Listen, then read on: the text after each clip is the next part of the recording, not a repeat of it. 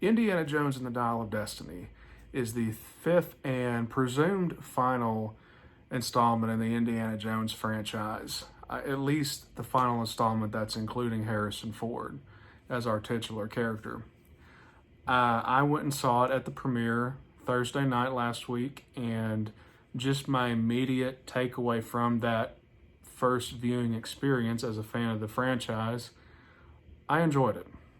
It was not, and I think a lot of people fall in this category. Not that you should let other people dictate how you feel, but this is one of those few situations where I actually agree with what I'm hearing from other people, which is it's not as solid as the first three. It's not going to top Raiders, Temple of Doom, or Last Crusade, but it is better than Kingdom of the Crystal Skull, and it is a good finale for the Indiana Jones character.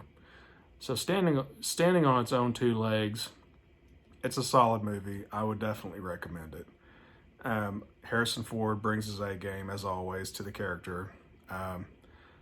He's gruff, grumpy, but he's also, Harrison Ford always kind of plays the character that's gruff on the outside, but has a heart of gold on the inside. He carries that well in this film. He does kind of fall into that elder Luke Skywalker pit of being a depressed older man past his prime, but that portion of the character arc goes by fairly quickly. The rest, the majority of the film, he is the Indiana Jones that we know and love. So he does excellent from start to finish. Mads Mikkelsen as Voller does a good job. He feels like a very classic Indiana Jones villain.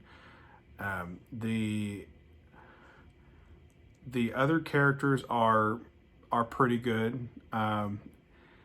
It took me a moment to realize that Antonio Banderas is actually in this movie. His role is not that big. He's not really a replacement for Sala, in that he's not a huge part of the story, but he is in there, and he does a pretty good job. The film is fairly well paced. It has a pretty solid first, second, third act. It flows fairly well. It's not as well paced as Raiders, I would say, and its action sequences, while they are fun, don't quite pack the punch or have the impact like they do in the first three films. And the violence, weirdly enough, is still pretty tame in this movie. I was going into this movie looking for a really big comeuppance for our bad guy, for our villains. And they do get comeuppances, but it's not like what you don't see a face melting off its skull and stuff like that. Which, since it's now owned by Disney, I guess it's not unexpected that it would be somewhat conservative on its violence. But I mean, it's Indiana Jones. You want to see the bad guys get what they deserve.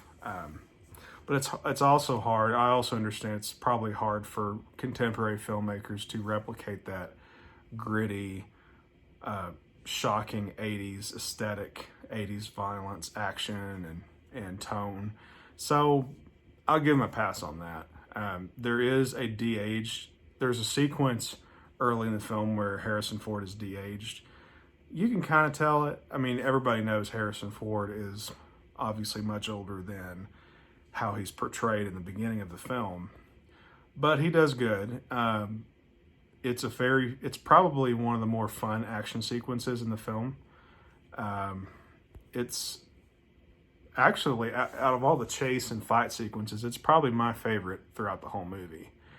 Not to say the rest are bad. They're good. I'm just saying the opening sequence is probably the best. It definitely feels like something you would see in either Raiders or Last Crusade. I'm trying to think what else. There's, like I said, this is an immediate takeaway, so I don't really have a lot of notes on the secondary characters. There's quite a few characters in here that don't really leave that big an impression on you, which is disappointing. But you know, your main characters, your main stars are excellent. The pacing overall is pretty good, and the finale is very satisfying if you grew up with the Indiana Jones movies, especially Raiders of the Lost Ark. So I would recommend this movie. I think this is a movie that really works to give us something somewhat fresh while at the same time staying true to the original trilogy. So go check it out. Let me know what you think. And if you're like me, you'll probably need a little time to watch it and then let it sink in for a little bit, then go back and see it again when it's been out for a few weeks, maybe a month, or wait till it comes out on Blu-ray or Disney Plus. So yeah, so I enjoyed it. You guys let me know what you think in the comments.